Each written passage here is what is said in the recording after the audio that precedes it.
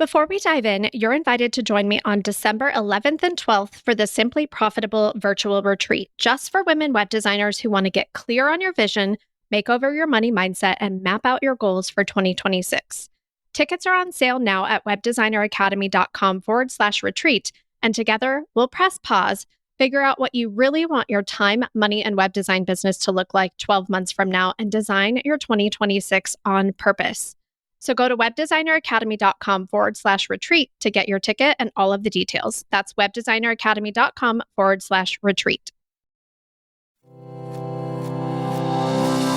Welcome to The Profitable Web Designer, a podcast for web designers who want to work less and make more money. I'm your host, Shannon Mattern, founder of the Web Designer Academy, where we've helped hundreds of web designers stop undercharging, overworking, and create profitable, sustainable web design businesses. Hello, everyone, and welcome back to the Profitable Web Designer podcast. And today I am joined by Amber Jones of Jones Copywriting and Design. Amber, welcome to the show. Thank you so much for having me, Shannon. I'm honored to be here. Well, Amber is one of our Web Designer Academy students, and we'll talk more about her experience and some of the big shifts she's made since joining.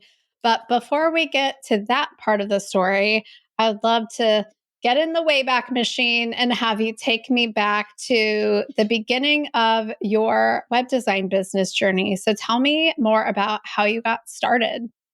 Yeah. So I launched the business in February of 2022.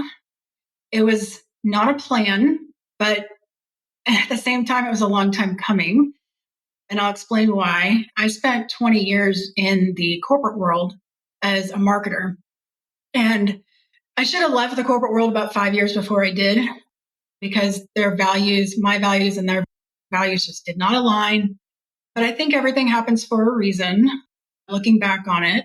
But I actually quit a job without having another one lined up. It was that stressful. I was so burnt out.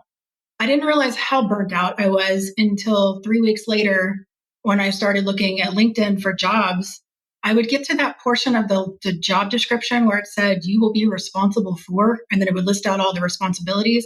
And there was something in my head that just went, ping, nope, you're not going to tell me ever again what I'm going to be doing or how I'm going to be doing it or how much money I'm going to be making. And looking back on it, I know what was happening, but I had no idea in the moment. It was that messy middle where I'm like, okay, well, this is new. This isn't good. What do I do now? And so I actually took a year off after the corporate world. That was also not planned. And initially I thought I was going to be a copywriter. I did a certification through the University of Toronto. It took me 6 months to do that. And then I had a friend who ended up being my very first website design client. She's an attorney, she's still a friend. And she was going off on her own. And we were talking one day and she goes, I need a website and I don't have time to find someone good to do it. And I said, well, I can do that. I built websites in the corporate world, many, using WordPress. And so I just figured it out. And the rest is history, as they say. But obviously, there's been a lot of changes in my business since that first time, and I've learned a lot. But yes, I've pulled a lot from the corporate world into my current business. I was in it for 20 years. The last 10 years of that, I was in what's called sales enablement. So I worked very closely with sales teams to help them get deals across the finish line. And so I pulled a lot of that into my business. But I was so resistant to everything else regarding the corporate world.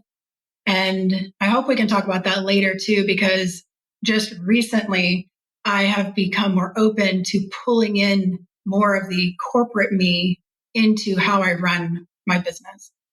When you said I would look at these LinkedIn job descriptions and look at your responsibilities, and your reaction was like, absolutely not. You're never going to tell me again what I'm doing, what I'm not doing, how much I'm worth. Like, that gave me chills when you said that. Yeah.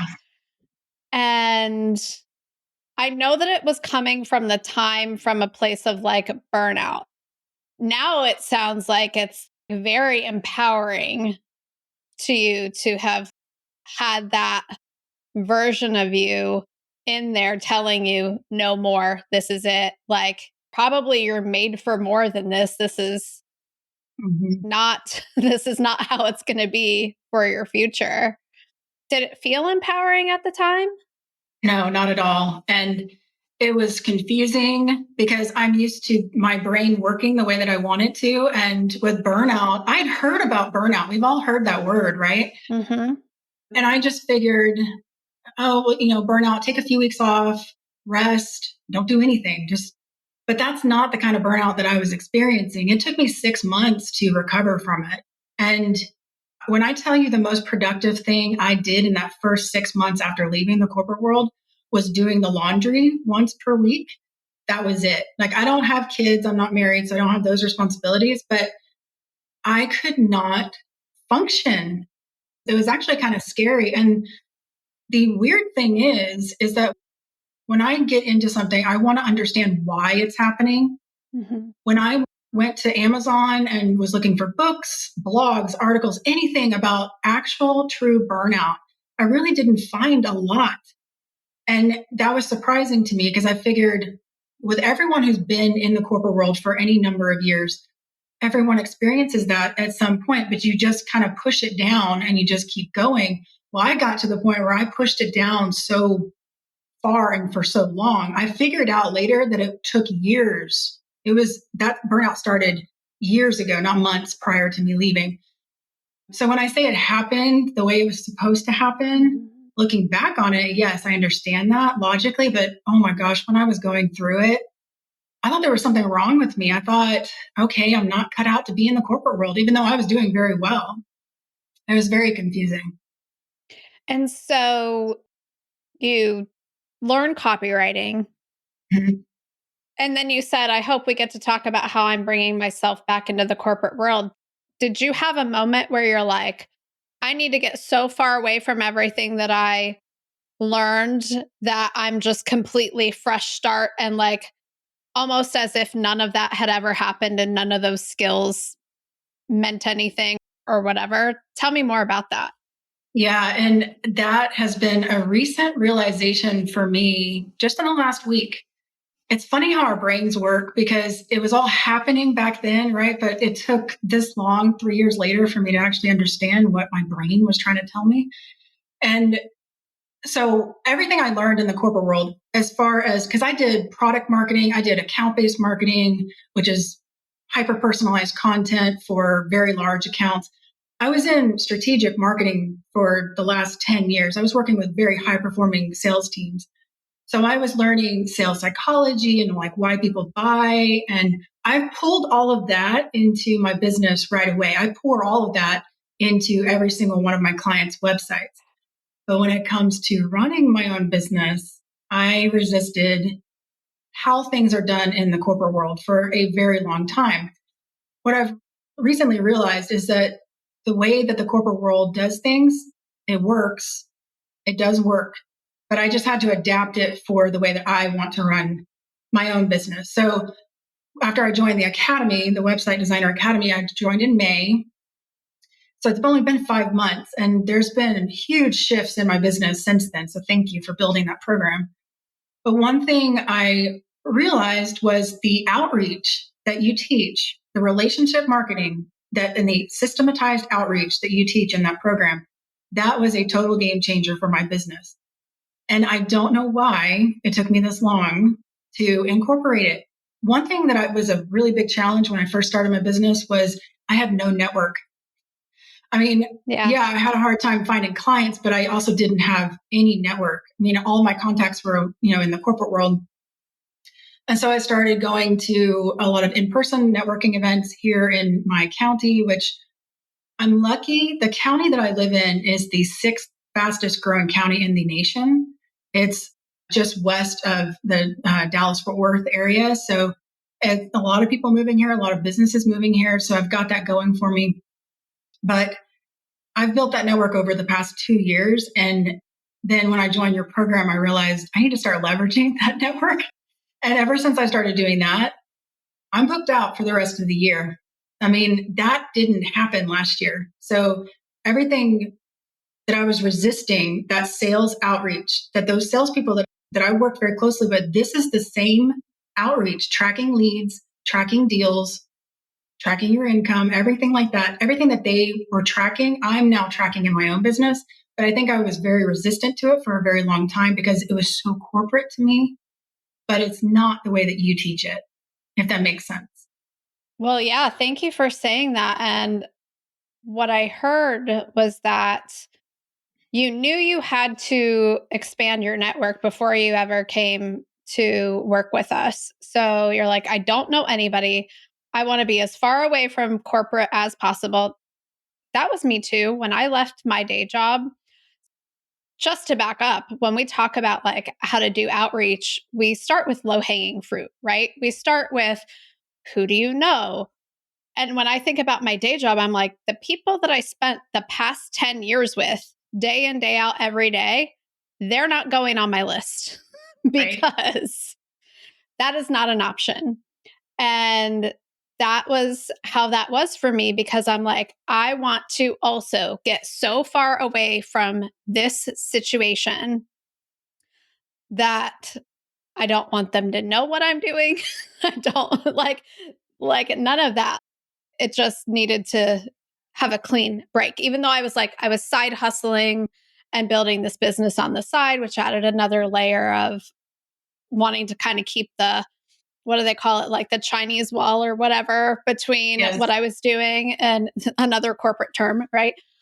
Between what I was doing and doing that. And so what I heard you say is that you had very intentionally started to build your network and meet new people, but you were missing the part where you were being proactive in nurturing those relationships and asking people if they wanted to take the next step because that felt like the corporate sales department and probably and I'm curious, did it feel just like quotas and numbers and money and all the gross impersonal like I'm just trying to make a quota and get my commission versus like what you really want to do, which is serve and support and help people grow and all of those types of things? Yeah, I think it was as simple as I just recently started using a CRM in my business. I'm using Mhm. HubSpot, the free version. And, Mhm. I've known HubSpot for the 2 decades they've been around. I was using them in the corporate world. So I think it was also things as silly as using the same tools that we used. I'm not going to use Salesforce or anything like that, but Right. using the same structure and the same tools that the corporate world used and applying it to my business. That was what I was resistant to, even Yeah. though logically it makes sense to do that, at least to a certain extent. Do it the way that I want to do it, right? Like, there's no quotas. I mean, I'm my own boss. If I don't meet a quota, I'm going to not be too hard on myself, but I am a type A personality and I tend to do things by the letter and I'm a perfectionist and I want to figure things out before I do them. But one of the Mhm. things that I've learned about running your own business is you just got to do it and you've got to launch the thing, whatever it is, whatever, if it's an offer, if it's your own website. I can't tell you how long I spent writing and designing my own website in that first year. I changed, it looks great now. And like, if you looked at it, you think, oh, yeah, she's not too worried about her messaging or anything. Well, that's 3 years. That's now. I mean, when I was developing my own website, I was thinking it has to be perfect because this is what I'm selling. Like, I'm selling websites. Yeah. But the other thing, the mentality of the corporate world, and I know you know this, is they come from a mentality of scarcity.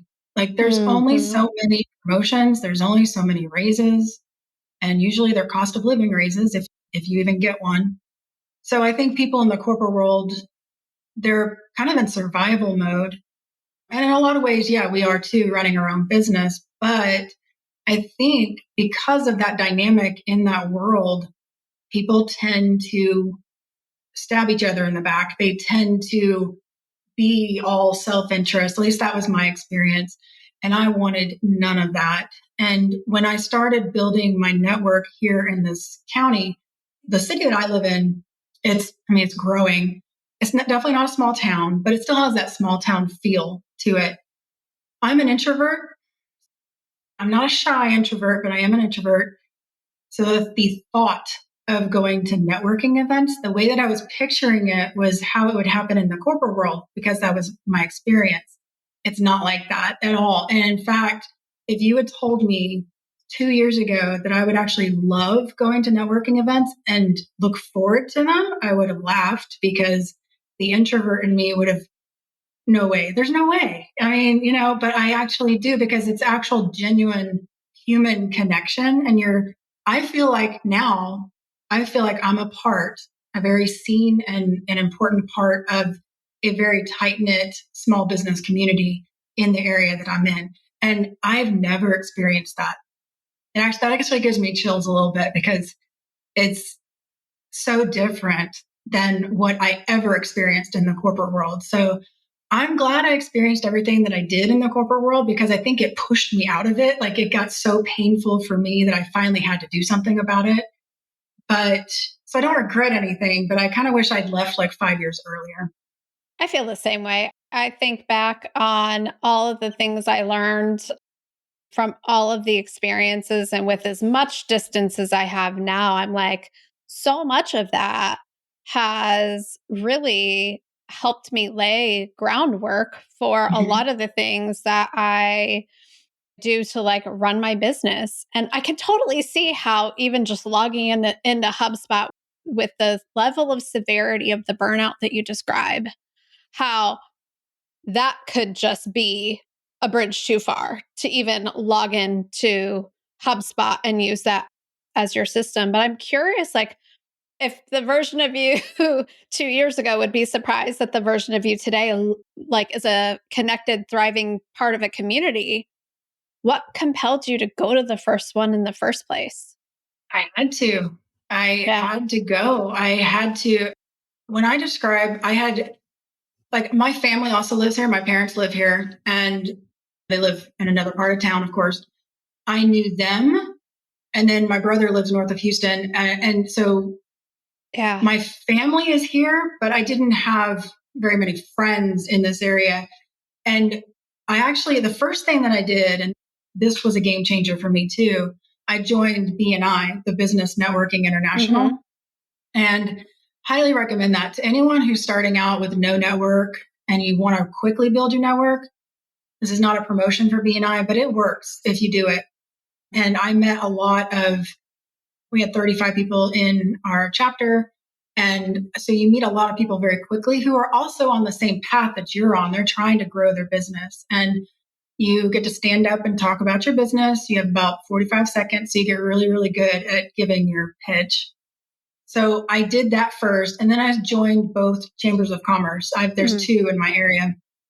And I started going to networking events there. And over time, I learned that I don't want to go to every single networking event. I don't have time for that or the desire to. And there are networking events that are recurring that I do try to prioritize because I know I'm going to see some of the same people. You start seeing the same people at these networking events, and some of them become friends. And so it becomes easier as you go. The very first one I went to was very nerve wracking. And there are still times when I'll walk into a networking event that I've never been to before, and I'll have some awkward moments talking to people, but usually because they're also introverts. And it's just that awkward introvert, conversation. But it happens in an instant, it's over with, and then you move on. And the thing that I've always pulled from it is it's just an hour. It's 1 hour. I can do this. It's like, it's not going to kill me. What's the worst that's going to happen? I forget what I'm saying in front of one person or maybe two people. Everybody there is nervous, and Yeah. some people just hide it better than others. But I guarantee you, if you asked everybody and they answered it honestly, they would be like, yeah, it's nerve wracking, but I have to do it for my business. And you get better at it as you go on. And it becomes worth it, like, as opposed to the alternative, which for you were like, that's not an alternative. So you're like, I had to. Yeah. And you at your core knew that that was like how you were going to go from no network to building a very intentional one. So, how did you even find us? What led you to the Web Designer Academy? Oh, that's a good question. I was thinking about this. So back in, it must have been April, you were speaking at, was it the WP Summit? Is that the one that happens it's across the pond, I know. There are several. There's the Page Builder Summit, there's the Women of Web Summit, there's, It was yeah, I one of don't know, those. one of them. Yeah. I know you speak at a lot of them, but I forget how I even came across that summit because I don't actually build in WordPress. I build in Wix and Squarespace mainly. And Hmm. WordPress is actually the only platform I don't build in. But I attended the summit, and a lot of the sessions weren't applicable to me because they were WordPress focused. But there was a session that caught my eye, and it was called Paid Discovery. Mm. And I was like, what is that? And because I had just come off of an experiment that I ran in my business it started in, I guess, around the same time that I attended that summit. I ran an experiment in my business to see how many projects I could take on at one time. Four is too many, I learned. And three of those were total revamps. And I should go back. I do everything on a website. So design, conversion, copywriting, and SEO and strategy and all the technical stuff. So I do everything from beginning to end. I don't farm anything out. And so three of those projects were complete revamps, and one of those was an 18-page website. I would say that the experiment was not a failure because I still learned what I don't want to do ever again. Hmm. But Yeah. that summit came along at the perfect time because I had just gone through that experiment. It was so painful. I was having to work until 9 p.m., 10 p.m. every night, work weekends. I was doing nothing but working. I wasn't going to networking events. I wasn't seeing my friends. It started affecting relationships. I mean, we've all been there. Coming out of the end of that experiment was when I attended that summit. And I think I listened to your presentation. And the reason I bring up that experiment in relation to this is because I think I had to go through that pain of going through that experiment to make a big change. And it wasn't even about the investment into the program. I could see the value right away. But Shannon, I kid you not, when I say I feel like the universe aligned when you came in, like your program came into my business at the exact right time that I needed it. And I don't know if that's the universe or you just have really good marketing, but it's whatever it was exactly what I needed to shift things in my business and stop trying to do everything at once, try to be perfect all the time, and get back to that relationship marketing. I had built a network, I just wasn't leveraging it. Yeah. That's how I found you guys. And then I think I was so burnt out had a tiny bit of burnout from that experiment. And I remember there was a date that I had to decide whether or not I was going to join the academy. And I was like, I'm not going to have time for this. I'm not going to have time to really devote to learning the lessons and like attending the calls and everything. And I thought, you know what? Just do it. Just take the plunge, do it. And the thing that also helped me decide was you have that 30-day Mm. kind of, you can change your Yep. mind within 30 days. And I'm like, you know what? That takes some of the risk off of me. But I was sold within like the first week. I mean, I knew I've never come across a community of women like that before. Wow. So it's well worth it to me. But yeah, that's how I found you. So I love that you said, I don't know if you have really good marketing or it's the universe. I think it's got to be a mix of magic and marketing. It has to be. I mean, I put a lot of heart and soul into my marketing, and I'm glad that it resonates with the right people. So that is Yeah. very intentional. But there has to be an element of magic involved in this because, yeah, I don't know how else it like brings the best people in. And like you said, you're like, I have never been a part of a community of women like this. I haven't either.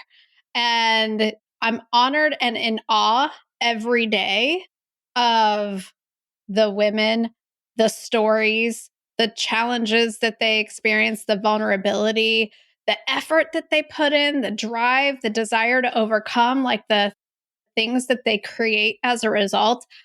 I say this all the time. I open up my laptop every single day and I'm like, how is this my life? How is this my job? I feel like one of the luckiest people in the world, especially coming from a corporate situation like you experience, where you have the exact opposite feeling where you're like, how is this my life? Exactly. Yeah. And so I love that the magic and the marketing brought you to us. I think I did paid discovery mastery at the Page Builder Summit. And I think that's a WordPress Yes. based summit. So that must have been it. So you did this experiment where you're like, how many websites can I do all at once? And then you see paid discovery and that intrigues you. You get into the program. What were some of the biggest mindset shifts that happened for you right off the bat where you were like, oh, I didn't know I was thinking this way before. And now, and you started thinking in a new way? I think it goes back to the corporate thing. I had to unlearn a lot after leaving the corporate world, and it just happened to take 3 years. It's probably going to take me even longer Sure. to keep unlearning it. But I think that scarcity mindset that I mentioned before, I didn't realize how ingrained that was in me for so long. And I think it's because of the way I just, everyone who's been in the corporate world knows that there's that brass ring and like everybody's trying to go after the same brass ring. So obviously there's going to be unhealthy competition. And one thing that I've noticed being a part of this business, the small business community, there is no scarcity mindset. Yeah. And so I started seeing how we all help each other. And I met yesterday with someone who is going to probably be a good referral partner for me. And I have other website designers in my referral network. I mean, some of them just do WordPress. Obviously, I've got the Web Designer Academy network too. But I think that scarcity mindset, I think that stayed with me for far longer than I realized. And now, I think I mentioned it on a call. I just assume now that everyone wants to help me. And again, if you had told me 3 years ago that I would be saying that, when it comes to business, I would have laughed because I'm like, I'm still coming from that corporate mentality. And now I say that because I've seen it. I've seen it in action. And I think I'm a little different than some of your students because of my sales background. Because I mean, I never did sales, but I was so closely tied to it that I understand that sales is just helping people solve a problem. I know I do not see outreach or even like cold email outreach as bothering people. I don't see it as annoying people. Now, if you send too many emails, obviously, yes, you're going to annoy people. But I see it as a little differently than maybe some other people do. I think that helped me. I didn't have to overcome that when I started doing the outreach, which was incredibly helpful. But I do think that scarcity mindset is always kind of with me a little bit. And it's a process. You just have to trust but be wary of people is what I say. It's like trust people to do the right thing to help you out. Just try it. Like you say, just ask. And if they don't respond to you, okay. But you have that other concept that I also love in the academy is that passionate detachment. Be passionate about everything that you do, but detach from the outcome of it. And I think that along with I've been listening to a lot of YouTube videos about stoicism lately. Mm. And the Stoics, that's kind of how they saw things. You do not have any control over how other people react, what they say, do, or think. Let them do. It's kind of like the let them theory too, but and then when you stop worrying about that, it opens up way more possibilities for you. And it also forces you to think about the positive in your life, which, as we all know, it tends to accelerate. The positive accelerates and the negative just, you'll end up in a spiral if you let that, if you just focus on the negative. But Yeah, that scarcity mindset thing is a killer if you let it.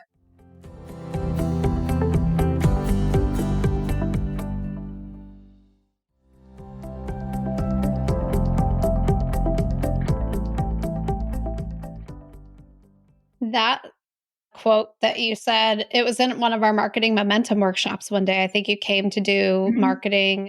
We do a 90-minute coaching and co-working session for our marketing momentum people every month. And you were like, I just am going to assume that people want to help me. I just assume that people want to help me. And I wrote it down. And Amber, I've said Mhm. that to so many people since you have said that. I'm like, one of our students, Amber, is just going to like, and that is a choice. That is an absolute decision that anybody can make to just assume that people want to help them. And when you come at it from that way, everything changes. And I think about what you said about the scarcity mindset kind of being the place, that biggest shift that you've had, and that you're like aware of it. And I'm curious, I'm so curious if that was what drove the experiment of how many projects can I do all at one time? Because what I see is people like saying yes to every opportunity right now because they don't want to like let it go. So yeah, before coming to work with us, I could see where you'd be like, huh, I'm curious. How much can I say yes to all at one time without burning myself out? Yes, and I learned, I mean, that experiment lasted 2 months. I did 4 projects Yeah. in 2 months, and that's way too much, and Hmm. yeah, it was good money, but I don't wanna earn money like that, At what cost? I exactly, and I actually worked harder during that 2 months than I ever did in the corporate world, Yeah. and it's just not worth it. And yes, I have to pay bills, I have to keep my eye on my revenue and my overhead and Mhm. everything, but I also wanna love what I do, and when you go 2 months of not being able to even take phone calls from people that you wanted to talk to or not being able to visit family because I had to carve out time to even go to the grocery store. I Yeah. mean, it was that crazy. So never again, but I learned so much during that experiment and more about how I don't want to do things in my business. And for instance, I learned that I do not ever want to design another website in Google Sites ever again. You would think that, very simple website builders like that would be easy to design in. No, they're not. It's actually the opposite. If you design a website the right way, they actually make it harder to design websites. So, yeah, so things as specific as that I learned. And then setting boundaries with clients, that was another big thing that I think again, you have to go through the pain of not setting the boundaries one part of it, right? Right. Holding it Yeah. is the hard part. Yeah. When they start to react to it or they get upset or and you start to feel bad about it, holding that boundary is that's the true test. And again, I think I had to go through that pain in order to just finally be done with I'm no longer bending over backwards for clients. Hmm. I offer a premium service that they can't get elsewhere. They would have to hire 3 different people to get me. I'm not even charging, I'm still not charging what I feel like what I'm worth, but I will get there. I know I will get there. It's just a matter of finding those clients that can pay that. Hmm. I love how you are just so sure of your value and you're so sure. That's the thing that I see is like, that's a done deal when you're like, I know that I can charge more. And the only gap is the people I know right now connecting me to those people and making those offers. And when you say it like that, it's a done deal. And so I'm so curious because we've talked so much about like your corporate experience and how, we're lucky if we get the cost of living raise every year and there's only so much the pie to go around and it's going to be divvied up between all the employees and budget cuts and like all of this stuff. And we're just taught that this is the only amount that there is. And if you want to keep getting your piece, you better bend over backwards and be the best and all of this stuff.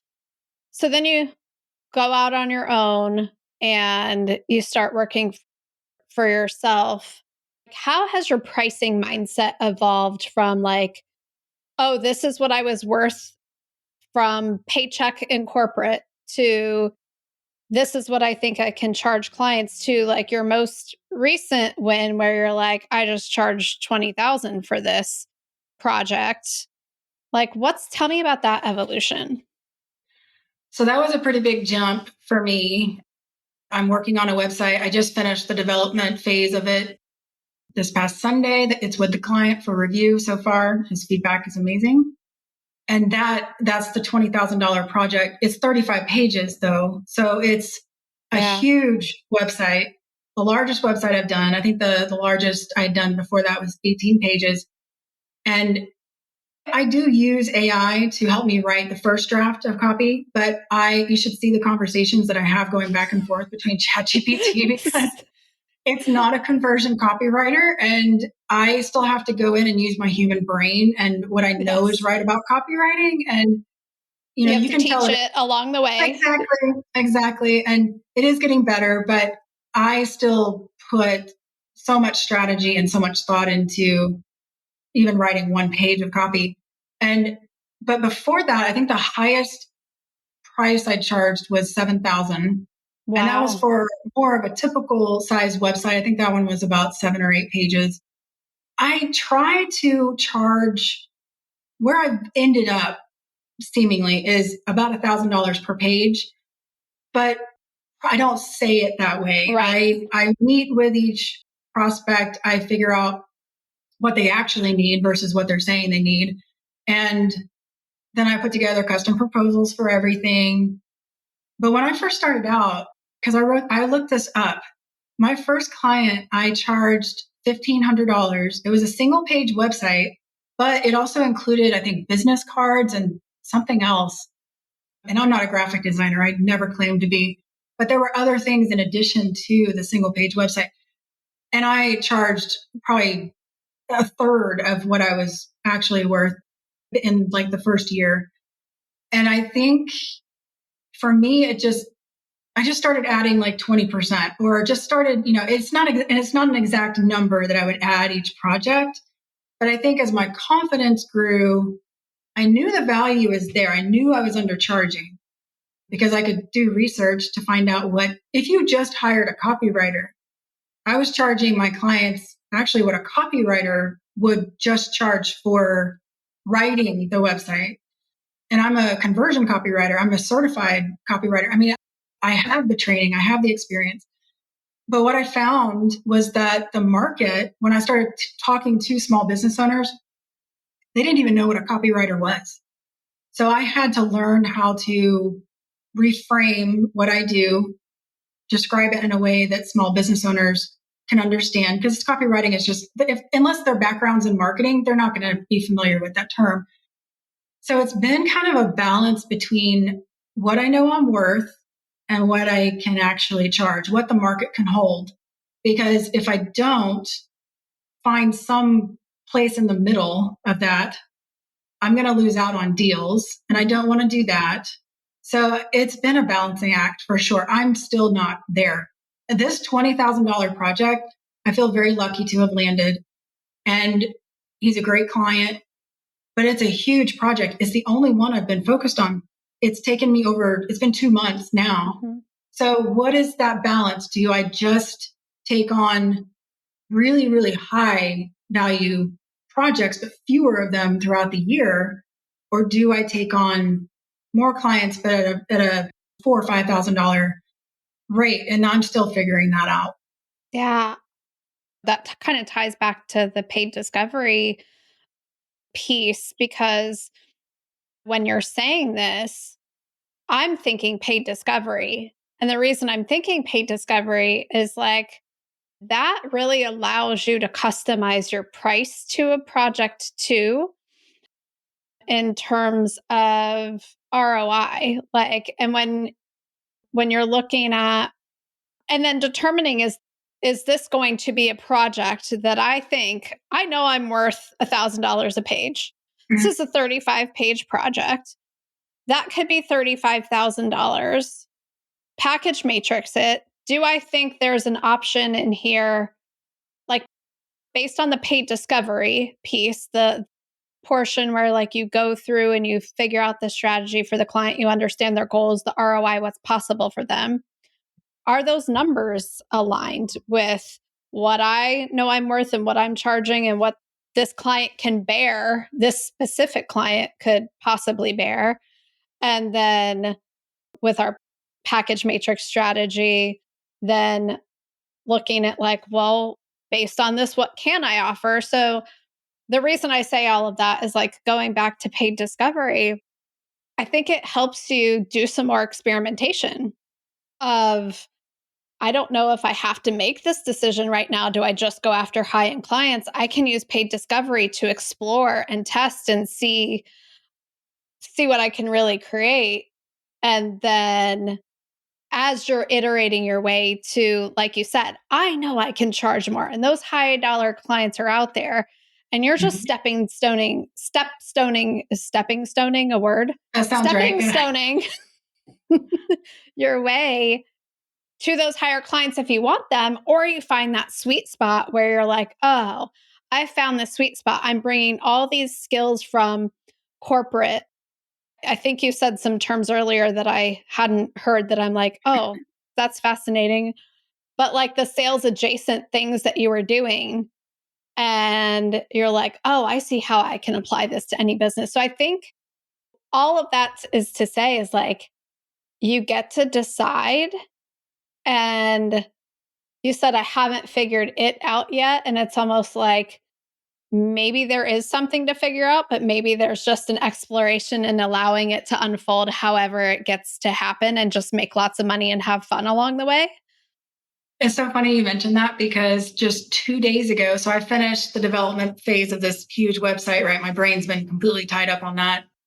So I think once I finished that, I had some space to think Yeah. about some things that have been on my mind in the back of my mind. And I think, again, this is going, and I keep mentioning the corporate world, but I think I've been so resistant to this idea of offering marketing services in my business. My background is in marketing. Now, I did a lot of thinking on Monday. I'd use ChatGPT back and forth to do some brainstorming. And I think what I found out is that I do want to offer marketing services in my business. However, I don't want to focus on the top of the funnel. Yeah. I want to focus on the last part of the funnel, which in a beautiful full circle moment is exactly what I was doing in the corporate world. I worked with salespeople at the end of the process, not the top of the funnel. So it wasn't traffic marketing. It was relationship marketing, really, and to help them get deals over the finish line. And I did that with content, with training, with tools. I was training them on products, things like that. And what I realized on Monday was that I just feel like the universe is so ironic sometimes because it's like, she's eventually going to realize this at some point, but I can't believe it took me this long. Like, it just makes sense. And now the fun part comes because now I get to develop the offer and I get to test it out with my current clients. And I've already talked to one of my clients about it. And she's like, yes, I want to do that. So what I'm thinking is focusing on the sales funnel, helping them optimize their sales funnel, because what I'm currently doing is helping them with the conversion on their website. But a lot of my clients don't know what to do with those leads to get it to the sales. So I know how to do all that. And I know, and a lot of times it's just, what tech do you use? What platforms do you use? And most of my clients they don't have time to learn it, just like they don't have time to learn a website platform. So I'm still thinking it through, obviously, and trying to figure out, I haven't even gotten to pricing yet, but that's exciting for me. Like, I'm actually working on the business right now versus in it and being strategic. And I really like that. That's the fun part for me. Now, 2 years ago, I probably would not have used the word fun to come up with when describing that I'm considering offering a new service in my business, because that to me would be like confusing. But like I said before, just launch it. It doesn't have to be perfect. Mm-hmm. And in fact, you're probably doing yourself some harm if you wait till everything is perfect. Because one thing I've learned, and I know you know this, Shannon, you can put together the most perfect offer, you can message it perfectly, and then you go out into the community and you start talking about it, and it goes right over people's heads. And that I experienced that. And so I had to find I just kept tweaking it, tweaking the way I was writing about it, talking about it until it finally started. I saw the light bulbs go on. And then I stuck with that messaging. And that's when the leads started happening. But if I had just stuck with, I'm not changing my messaging, I'm not changing the way that I talk about this, this is the correct way to talk about this, to message this. If you don't use the feedback you get from the market, you're not going to, probably not going to sell as much as you want to of that offer. So, I'm thinking several things as you're sharing all of that. The first is when you were like, this isn't top of funnel marketing that I want to do with people. It's the middle and bottom of funnel marketing that you want to do. That's all we've been focused on at the Web Designer Academy for like the past like year, 18 months is we're great at top of funnel. Like we're visible. There's always way more opportunities to generate more leads and all of that stuff. And like, obviously, speak like all of the speaking and podcasts and all of the different things we do.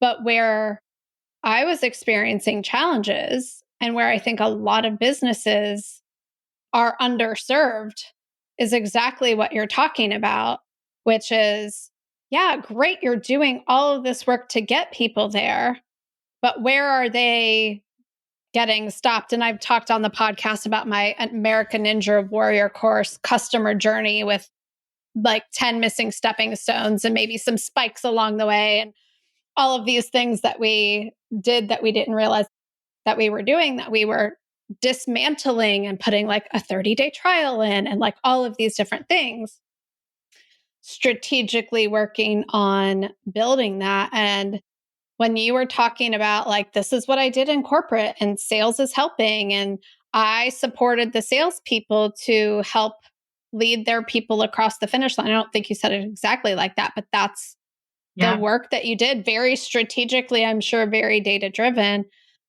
I think there's such a opportunity there for you to like help people understand that maybe they've been trying to solve the wrong problem. Like, let me Mm-hmm. just stuff more traffic through a leaky funnel or a plugged funnel. So I'm excited for you for that just personally because I've experienced what's been different. I mean, just even this week. So if you haven't met Lee Scott, who is in WDA and Next Level, you guys need to meet. She used to work for a huge airline doing conversion rate optimization. She's who we Okay. work with at the Web Designer Academy on all of our stuff.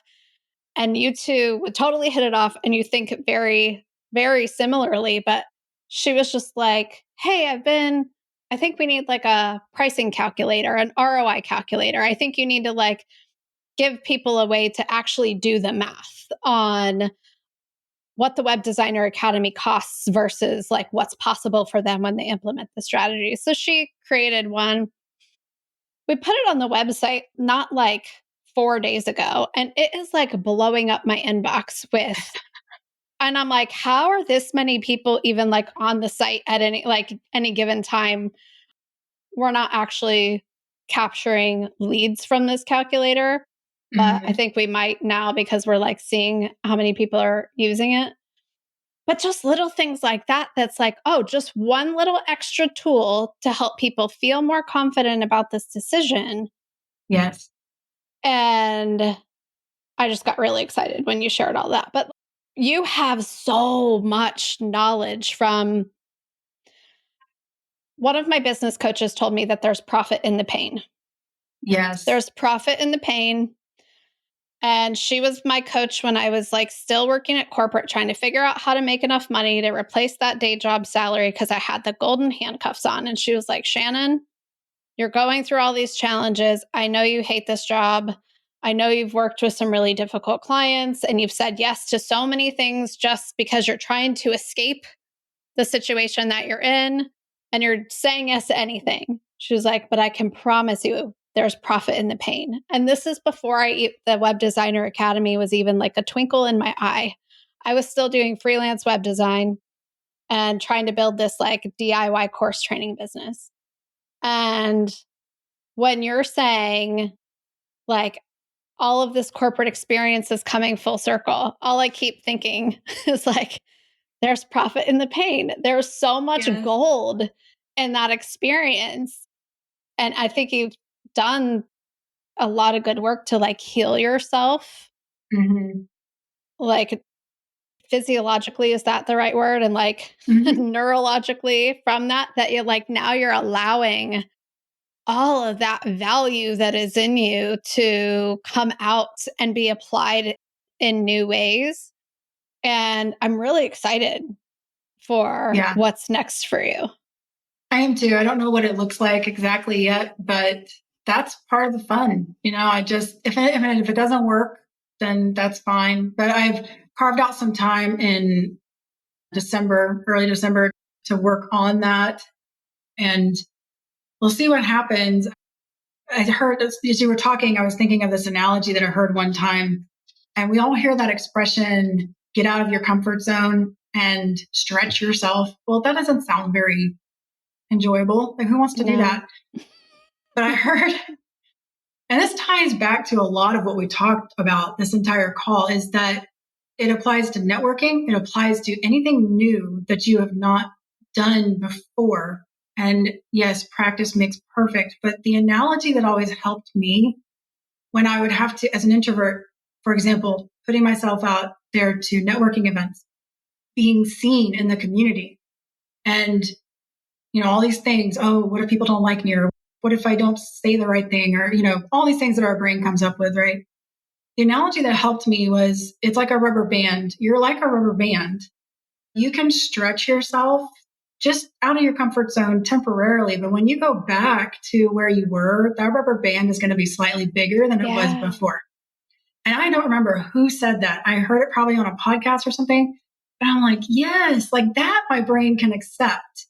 So I try to apply that principle to everything that I do, where I don't exactly have a roadmap for it, but I know I can figure it out. I've figured out everything since then until now. And no matter whatever it ends up being, it will be on my terms. It will be my business, my way of doing things, not a corporate way of doing things, obviously, but whatever works for me. And if it doesn't work, then I can always pivot from there. That is so good. That is like the perfect place to wrap up this episode. And I want to ask you the question that I ask every guest that comes on the show. And that is, what belief about yourself did you have to change to get to where you are today? I know I keep harping on it, but it's so present for me, like right now. Just in the last week, I've had to reconcile with the corporate version of me and my past and my history, and fully leverage. I've been using everything I learned in the corporate world on my clients' websites. It's reflective in my work, but now I'm pulling it into the rest of my business and adapting it to how I see fit. I think that's the biggest thing that I've learned. And it's a huge belief, it's a huge mind shift, obviously. But I think, like you said, I think I've healed enough from that experience that, our brains are always, they're wired to protect us, right? So as long as I focus on the positive and just whenever that inner critic pops up, and we all have it, we all have imposter syndrome, no matter how advanced we are in our business, right? Because our brains are trying to protect us, right? Whenever it pops up for me, I'm like, pipe down, I've got this. So good. And acknowledging it, that's like half the battle right there. So I don't know. I'm just going to focus on the positive and take what I can from the corporate world and just make it my own and create the business that I truly love. So good. And I think the thing that really stands out to me with everything that you've shared, and you talked a little bit about this before, but just the scarcity of going from there's not enough for everyone, to really seeing how like there's more than enough for everyone. We can all win and we can all come together to support each other to create more for all of us than what we all had before walking into this room or this conversation or this engagement, this client project, that there's more than enough to go around. I think that that is like another through line of what you shared too, that I think is really, really powerful. And just the mindset of, I'm just going to assume that people want to help me. I think that that's so beautiful. Can you share with everyone where they can go to connect with you and learn more about you? Absolutely. I am not very active on social media on purpose. I do have social media pages, but the best way to find me is through my website, and that's jonescopywriting.com. Amber, thank you so much for being here and being willing to share your journey. I really appreciate it. No, I thank you, Shannon, for having me on. This has really been an honor. Hey, so before you go, quick question for you. Have you been listening to the podcast for a while and are curious if the Web Designer Academy is right for you? If that sounds like you, request an invitation to our next open house, where you'll get to attend our next live strategy call and then take a tour of the program with me and get all of your questions answered. All you got to do to get your invitation is go to webdesigneracademy.com/open house, fill out a quick form telling me more about your web design business and your goals. And if it looks like I can help, I'll send you a link to join us at our next open house. Zero pressure, zero commitment, just a chance for you to check it out and see if it's the right fit. To get the date and time of our next open house and request your invitation, just go to webdesigneracademy.com/open house. That's webdesigneracademy.com/open house. This podcast is part of the Sound Advice FM network. Sound Advice FM, women's voices amplified.